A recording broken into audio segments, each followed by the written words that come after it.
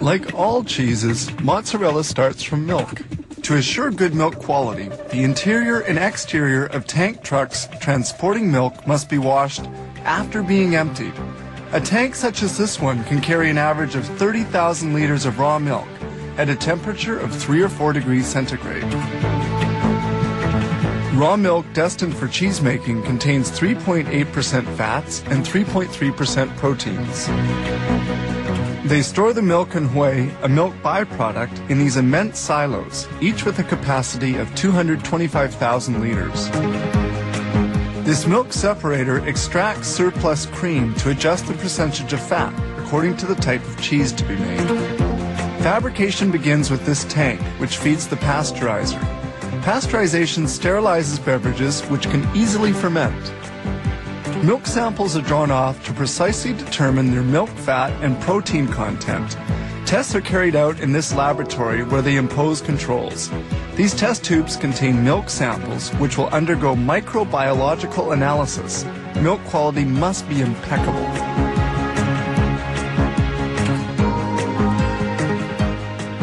This is a curdler with a 25,000 liter capacity into which milk and other essential ingredients for making mozzarella are introduced, such as the enzyme rennet that curdles the milk. This mix must be well stirred and cooked. The agitators are used to cut the whey into little lumps. This step takes about 30 minutes. The temperature of the tanks depends on the type of cheese they're making. Agitators continue stirring the milk.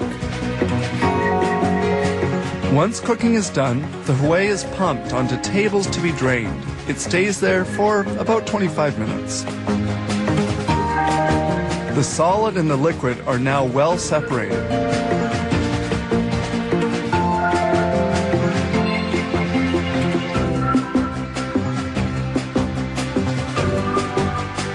The liquid we see draining is called lactoserum. The lactoserum will be concentrated and transformed into milk byproducts.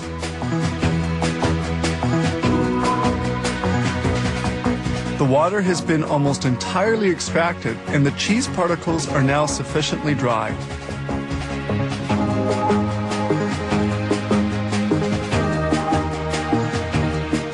This large automated blade then moves cheese particles towards the next step. That is toward the molder.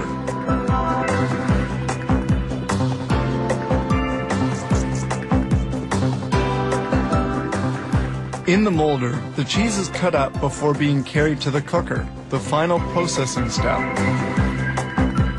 It appears that this mozzarella has just the right texture.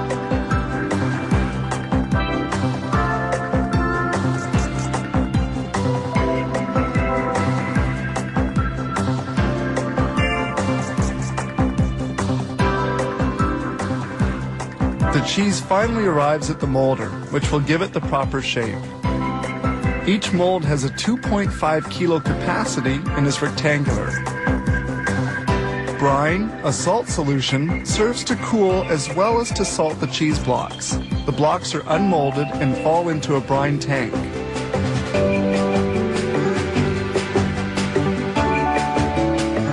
Following on, the cheese blocks will remain in another brine solution for a while. They are then carried by a conveyor towards another tank, where they will be immersed for 4 to 10 hours at a temperature of 2 degrees centigrade.